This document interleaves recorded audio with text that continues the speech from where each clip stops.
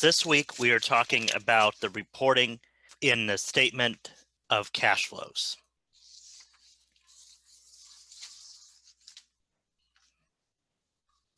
So the purpose of the statement of cash flows. The statement of cash flows represents cash receipts, which are inflows, and cash payments that are outflows during the period. So cash receipts, examples would be payments for products that customers are purchasing from you. And so customer payments would be a cash inflow. Interest received would be a cash inflow. Anything like that would be. Now, cash outflow would be when a company pays their bills, then that would be a cash outflow. Now, cash flows are separated into operating, investing, and financing activities. The details, disclosure of sources, and uses of cash make this statement useful to users. And so the statement of cash flow is particularly useful for management to look at and to have an understanding of exactly what is going on, and then again, how breaks it down in terms of operating, investing, and financing activities. And so information on this statement helps to answer the 4 questions that we see here. Questions such as, what explains the change in a cash balance? Where does the company spend its cash? How does a company receive its cash? And why do income and cash flows differ? Information about cash flows can influence decision makers in important ways. Information about cash flows helps users decide whether a company has enough cash to pay its debts as they mature. It help evaluate a company's ability to pursue unexpected opportunities. Cash flows include both cash and cash equivalents. The statement of cash flows explains the difference between the beginning and ending balance of cash and cash equivalents. We continue to use the phrase cash flows in the statement of cash flows, but remember that both phrases refer to cash and cash equivalents. A cash equivalent must satisfy 2 criteria: be readily convertible to a known amount of cash, and 2, to be sufficiently close to its maturity so its market value is unaffected by interest rate changes. So again, examples of cash equivalents would be short-term, highly liquid investments. And again, they're readily convertible to cash, and they have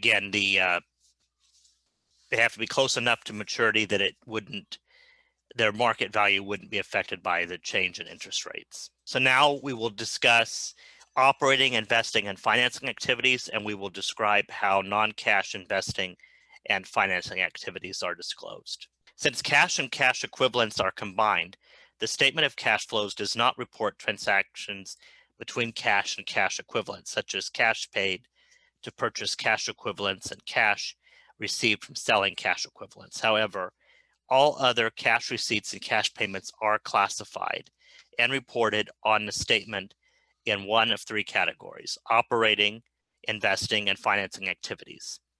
Individual cash receipts and payments for each of these 3 categories are labeled to identify their originating transactions or events. A net cash inflow or source occurs when the receipts in a category exceed the payment. A net cash outflow or use occurs when the payments in a category exceed the receipts. Operating activities. Operating activities include transactions, events that affect net income. Examples are the production and the purchase of inventory, the sale of goods and services to customers, and the expenditures to operate the business. Not all items in income, such as unusual gains and losses, are operating activities. We discuss these exceptions later. This slide lists the most common cash inflows and cash outflows from operating activities. So again, different examples of cash inflows would be the cash sales to customers, receipt of dividend revenue from collections on credit sales, and then from receipt of interest revenue. Those are cash inflows. Examples of cash outflow are to pay operating expenses, to pay wages and salary, to pay taxes and fines, to pay interest owed, and to pay suppliers for goods and services. Investing activities. Investing activities include transactions and events that come from the purchase and sale of long-term assets. They also include the purchase and sale of short-term investments in other entities, and lending and collecting money from notes receivable. This slide lists the cash flows from investing activities. Cash from collecting the principal on notes is an investing activity.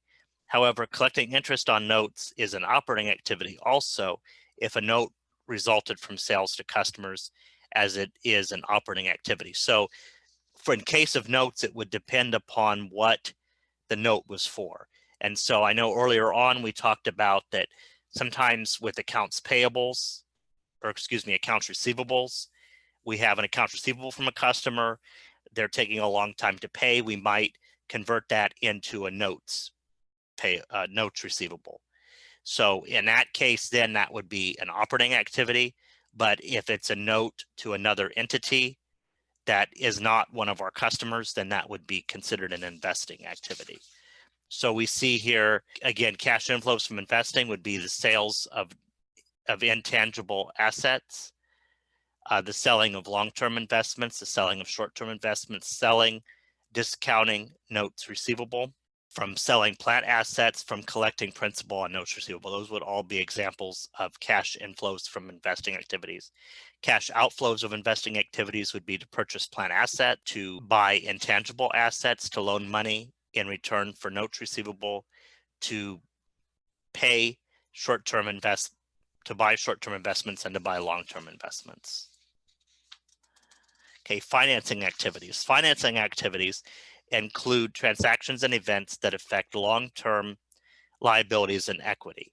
Examples are the obtaining cash from issuing debt and repaying debt, and receiving cash from or distributing cash to owners.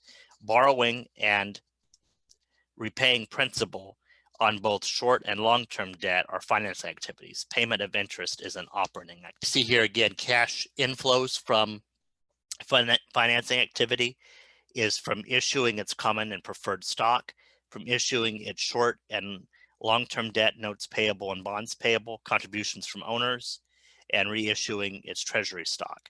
Those are cash inflows. Examples of cash outflows from financing activities would be the purchase of treasury stock to pay dividends and to shareholders, withdrawals by owners, and to pay off its short and long-term debt, the notes payable and bonds payable. Now, non-cash investing. Some investing and financing activities do not affect cash flows. One example of such a transaction is the purchase of long-term assets using a long-term note payable or loan. This transaction involves both investing and financing activities, but does not impact current period cash. Such transactions are reported at the bottom of the statement of cash flows or in a note in the statement because of their importance and the full disclosure principle. This slide lists transactions commonly disclosed as non-cash investing and financing activities. So it could be the retirement of debt by issuing equity stock, the conversion of preferred stock to common stock, the lease of assets in a capital lease transaction, the purchase of long-term assets by issuing a note or bond, the exchange of non-cash assets for other non-cash assets, and the purchase of non-cash asset by issuing equity or debt. Those would be examples of non-cash investing finance activities. So they wouldn't be included in the actual statement of cash flow, but you would disclose those at a note at the bottom of the statement. Prepare the statement of cash flows. A statement of cash flows reports cash flows from three activities like we've stated. So operating, investing, and financing. The statement shows the net increase or decrease from these activities and ties it to the cash balance. Any non-cash investing and financing transactions are disclosed in a note or on a separate schedule. So you see that non-cash is not listed here, but it would be on either a separate schedule or a note at the bottom of the page. Here, cash flows from operating activity, you list the cash flows and inflows, subtract those, then you get the net cash provided or used. Same thing, investing and financing. Now, preparing the cash flow statement. Preparing the cash flow statement involves these 5 steps. The first one is to compute the net increase or decrease in cash, and then you would compute and report net cash provided and used by operating activities. Then you would compute and report the net cash provided or used by investing activities. Then you would compute and report net cash provided and used by financing activities. And then finally, you would compute the net cash flow from all sources and then prove it by adding it to the beginning cash balance to show that it equals the ending cash balance. We will follow these steps in the preparation of our example statement of cash flows. Analyzing the cash account. Computing the net increase or net decrease in cash is a simple but crucial computation. It equals the current period's cash balance minus the prior period's cash balance. This is the bottom line figure for the statement of cash flows, and it's a check on accuracy. A company's cash receipts and cash payments are recorded in the cash account. The cash account is one place to look for information about cash flows from the operating, investing, and financing activities. To illustrate, see the summarized cash T account for Genesis Inc. in this slide. The cash account increased $5,000 from $12,000 to $17,000. Individual cash transactions are summarized in this cash account according to the major types of cash receipts and cash payments. For instance, only the total of cash receipts from all customers is listed. Individual cash transactions underlying these totals can number in the thousands.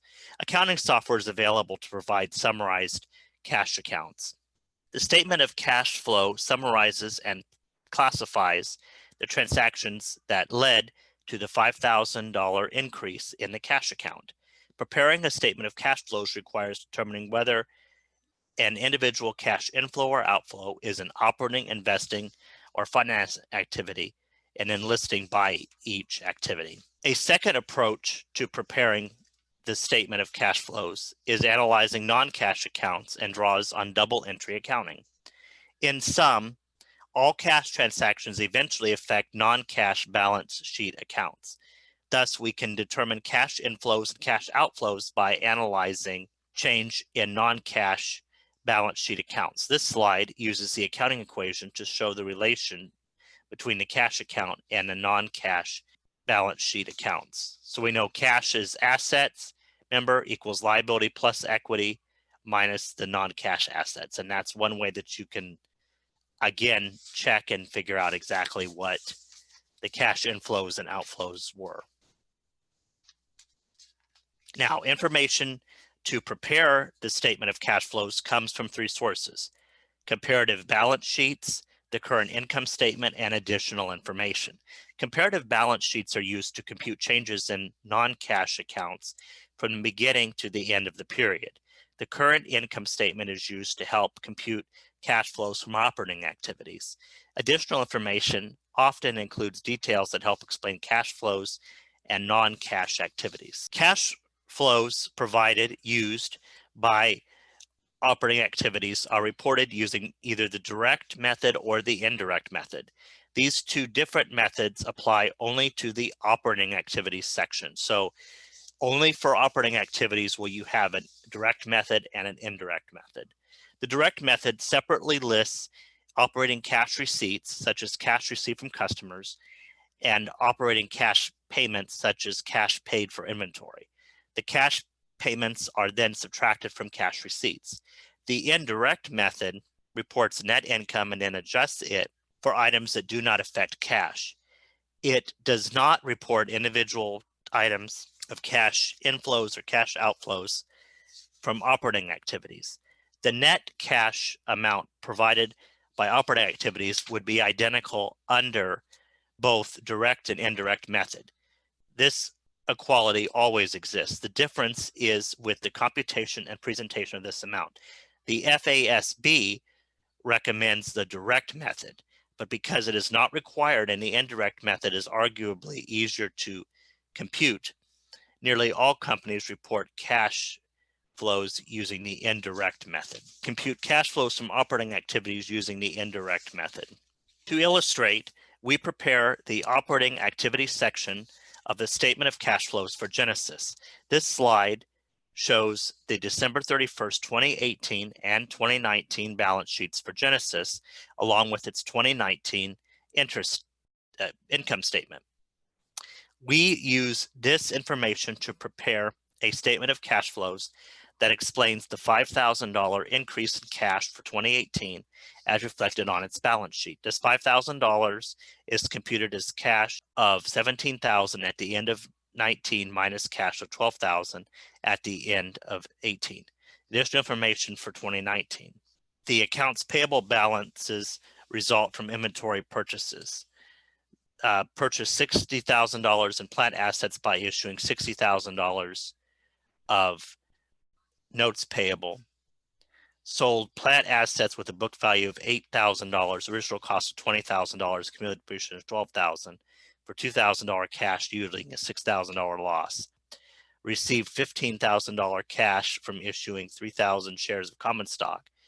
Paid $18,000 cash to retire notes with a $34,000 book value, yielding a $16,000 gain, and declared and paid a cash dividend of $14,000. The indirect method starts with the accrual basis net income and makes two types of adjustments to arrive at cash flows from operating activities. Adjustments to the accrual-based net income include adjustments for changes current assets and current liability, and adjustments to income statement items that do not impact cash. Adjustments to income statement items not affecting cash. The income statement usually includes some expenses and losses that do not reflect cash outflows. Examples are depreciation, amortization, depletion, bad debts expense, loss from an asset sale, loss from retirement of notes payable. When there are expenses and losses that do not reflect cash outflows, the indirect method of reporting cash flows requires the following adjustment. Expenses and losses with no cash outflow are added back to net income. Recall that items such as depreciation, amortization, and depletion have no cash effect, and adding them back cancels their deduction. To see the logic for losses, assume that items such as a plant asset sale and a notes retirement are usually recorded by recognizing the cash, removing all plant asset or notes accounts, and then recording any loss and gain. The cash received or paid is part of either investing or financing cash flows. No operating cash flow effect occurs, and adding it back to the net income cancels the deduction.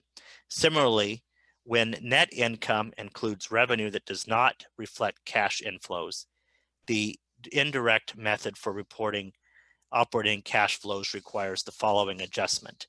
Revenues and gains with no cash inflows are subtracted from net income. And so, for example, depreciation. Depreciation expense is Genesis' only operating item that does not have, it has no effect on cash flows. We must add back the $24,000 depreciation expense to net income when computing cash provided by operating activities. Adding it back cancels the expense. Loss of sale on sale of plant assets. Genesis reports a $6,000 loss on sale of plant assets as part of net income. This loss is a proper deduction in computing income, but it is not part of operating activities. Instead, a sale of plant assets is part of investing activities. Thus, the $6,000 non-operating loss is added back to net income. Adding it back cancels the loss. Gain on retirement of debt. A $16,000 gain on retirement of debt is properly included in net income, but it is not part of operating income. This means the $16,000 net non-operating gain must be subtracted from net income to obtain net cash provided by operating activities. Subtracting it cancels the recorded gain.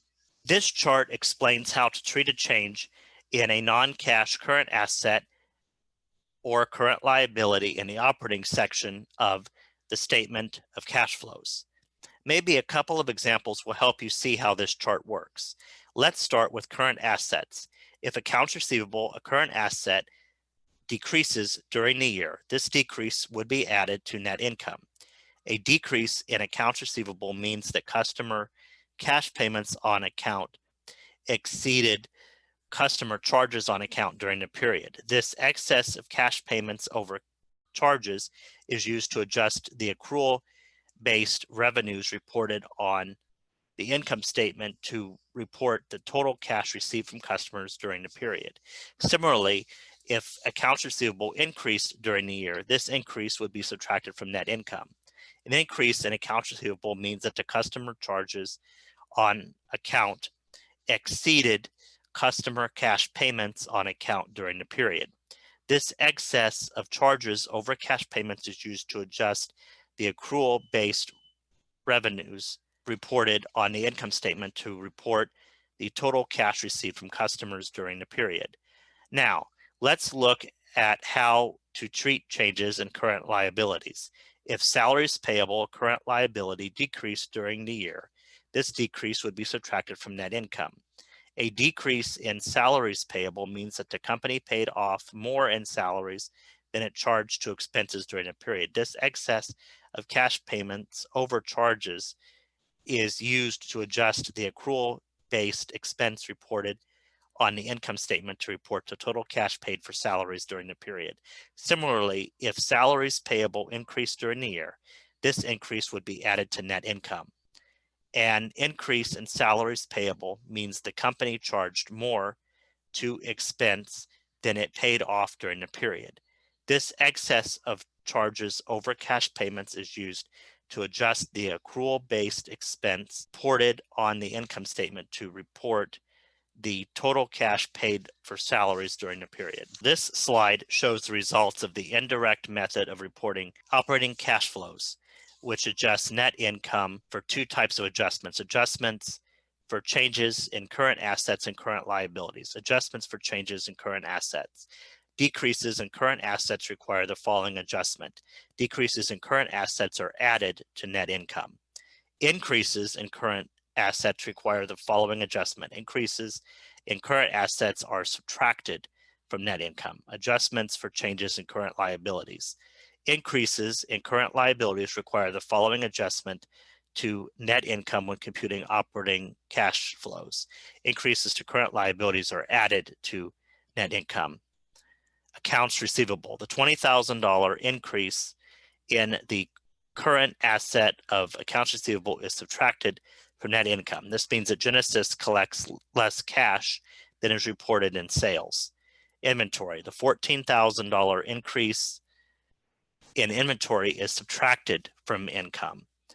Cash paid is $14,000 more than cost of goods sold, which is why we subtract it from income to compute cash flow. Prepaid expenses. The $2,000 increase in paid expenses is subtracted from income because cash paid is $2,000 more than the expenses recorded.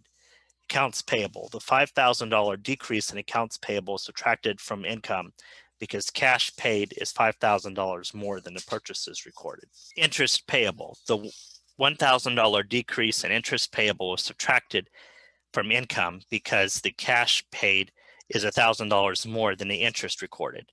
Income tax payable. The $10,000 increase in income tax payable is added to income because cash paid is less than the taxes recorded. This slide summarizes the adjustments of net income when computing net cash provided or used by operating activities under the indirect method. Determining cash flows from both investing and financing activities. The second major step in preparing the statement of cash flows is to compute and report cash flows from investing activities. We normally do this by identifying changes in all long-term asset accounts and the current accounts for notes receivable and investments in securities, excluding trading securities. Reporting of investing activities is identical under the direct and indirect method. To determine cash provided or used by investing activities, we first identify changes in investing related accounts, and then we explain these changes using T accounts and reconstruction entries, and then we report their cash flow effects. Information about Genesis transactions provided earlier reveals that the company both purchased and sold plant assets during the period. Both transactions are investing activities and are analyzed for their cash flow effects in this section. Plant asset transactions. The first step in analyzing the plant assets account and its related accumulated depreciation account is to identify any changes in these accounts. The analysis shows a $40,000 increase in plant assets from $210,000 to $250,000, and a $12,000 increase in accumulated depreciation from $48,000 to $60,000. The second step is to explain these changes. Items B and C of the additional information discussed in an earlier slide affect plant assets. Recall that the plant assets account is affected by both asset purchases and sales. Its accumulated depreciation account is normally increased by depreciation and decreased by the removal of accumulated depreciation and asset sales. To explain changes in these accounts and to identify their cash flow effects, we prepare reconstructed entries from prior transactions. They are not the actual entries made by the preparer. To illustrate, item B reports that Genesis purchased plant assets of $60,000, issuing $60,000 in notes payable to the seller. The reconstructed entry for analysis of item B is shown. In the third step, the $60,000 purchase that was described in item B and financed by issuing a note payable is a non-cash investing and financing activity. It is reported in a note or in a separate schedule to the statement. Next, item C reports that Genesis sold plant assets costing $20,000 with $12,000 of accumulated depreciation for $2,000 cash, resulting in a $6,000 loss. The reconstructed entry for analysis of item C is shown. We also reconstruct the entry for depreciation expense from the income statement. Depreciation expense results in no cash flow effect. To compute cash flows from financing activities, we analyze changes in all non-current liability accounts, including the current position for any notes and bonds and equity accounts. These accounts include long-term debt, notes payable, bonds payable, common stock, and retained earnings. Reporting of financing activities is identical under the direct method and the indirect method. Three-step process of analysis. We again use a three-step process to determine cash provided or used by financing activities. The first step is to identify changes in financing related accounts. Second, we explain these changes using the reconstruction analysis. And third, we report their cash flow effects. Information from Genesis provided earlier reveals two transactions involving non-current liabilities. Genesis retired notes payable by paying cash. So the first step in analysis of notes is to review the comparative balance sheet shown. This analysis reveals an increase in notes payable from $64,000 to $90,000. The second step explains this change. Item E of the additional information provided earlier reports that notes with a carrying value of $34,000 are retired for $18,000 cash, resulting in a $16,000 gain. The reconstructed entry for analysis of item E is shown. This entry reveals an $18,000 cash outflow for retirement of notes and a $16,000 gain from comparing the notes payable carrying value to the cash that was received. This gain does not affect any cash inflow or outflow. The third step reports the cash paid for the notes retirement in the financing activities section. The Genesis information reveals two transactions involving equity accounts. The first is the issuance of common stock for cash. The first step in analyzing common stock is to review the comparative balance sheet shown in Exhibit 16.10, which reveal an increase in common stock from 80,000 to 95,000.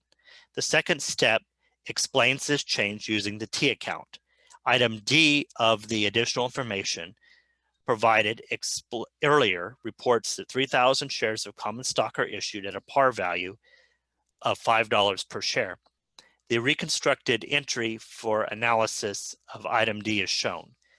This entry reveals a $15,000 cash inflow from stock issuance. Step 3 reports cash received from stock issuance in the financing activities section. The Genesis information reveals 2 transactions involving equity accounts. The second is the declaration of payment and cash dividends. The first step in analyzing the retained earnings account is to review the comparative balance sheet shown earlier. This reveals an increase in retained earnings from $88,000 to $112,000. The second step explains this change. Item F of the additional information provided earlier reports this cash dividend of $14,000 are paid. The reconstructed entry is shown. In step 3, the cash paid for dividends is reported in the financing activities section. We now have identified and explained all of Genesis cash inflows, cash outflows, and one non-cash investing and financing transaction. Final step in preparing the statement is to report the beginning and ending cash balances and prove that the net change in cash is explained by operating, investing, and financing cash flows. This step is shown here for Genesis. A statement of cash flows is prepared by analyzing changes in non-cash balance sheets. This slide shows T accounts to summarize how changes in Genesis non-cash balance sheet accounts affects its cash inflows and outflows, dollar amounts in thousands.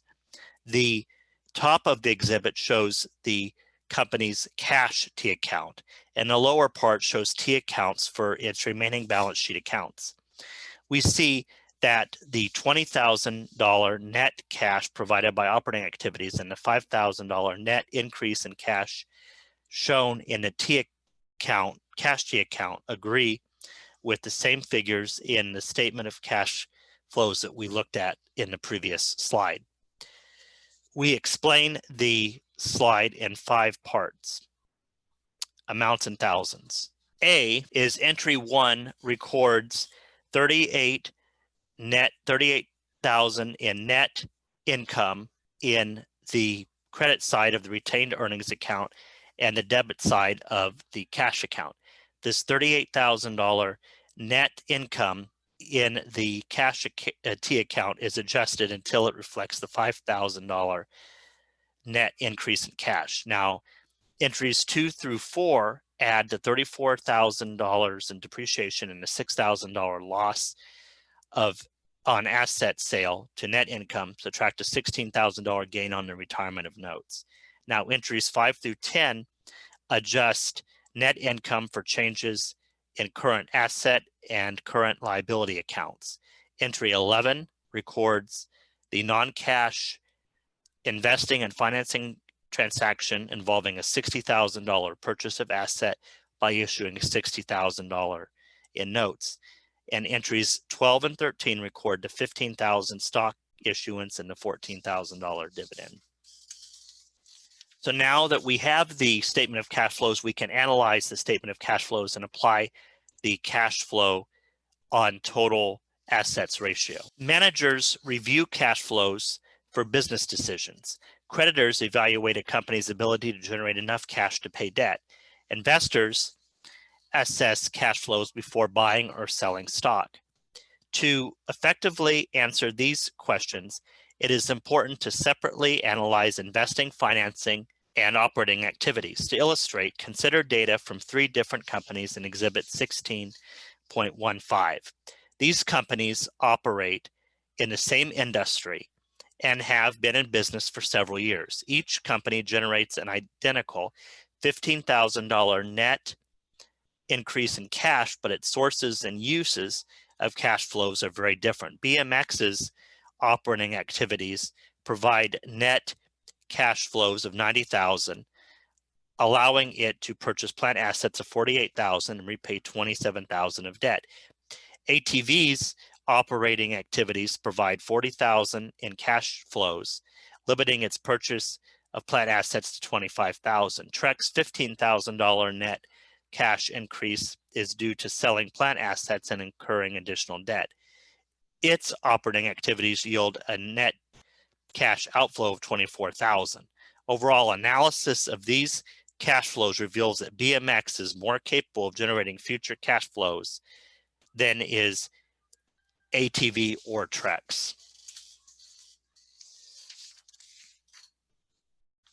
And then kind of going back to that, if you were thinking about making an investment and you were looking at these 3 different companies and maybe going to purchase stock in them, which one would you choose?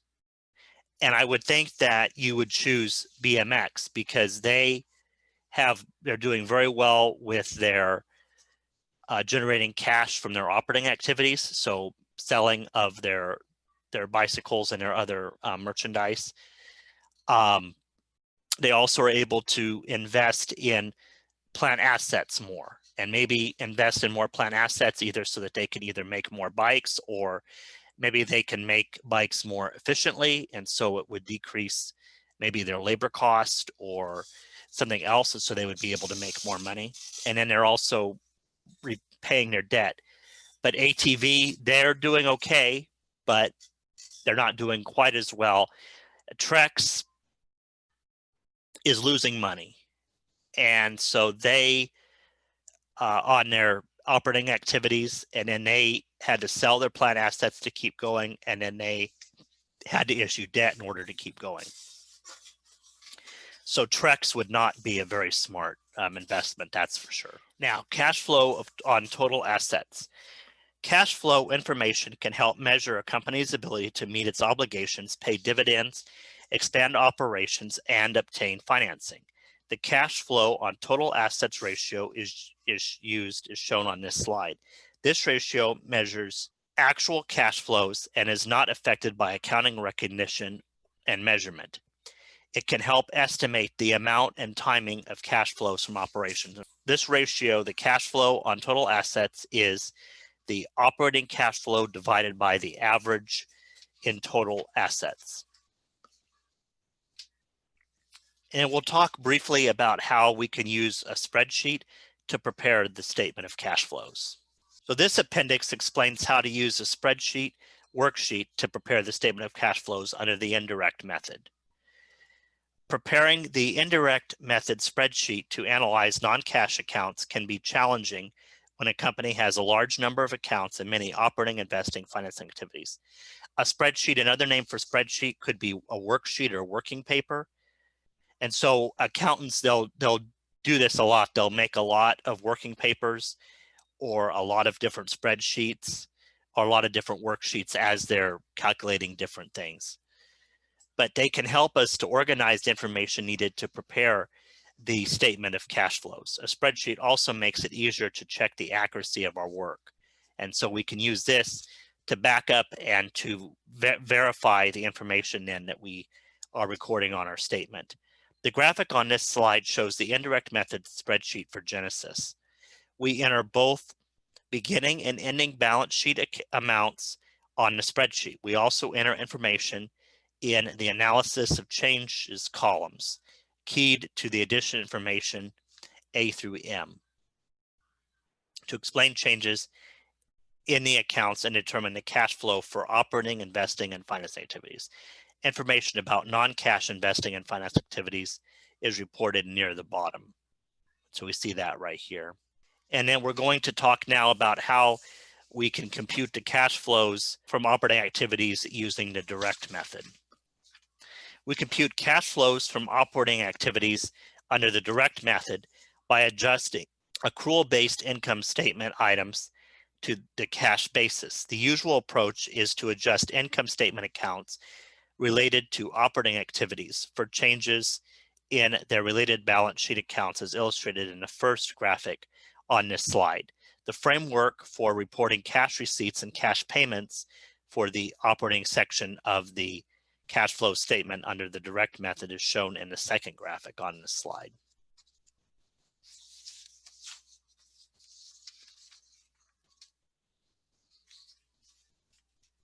This slide summarizes common adjustments to net income to yield net cash provided or used by operating activities under the direct method.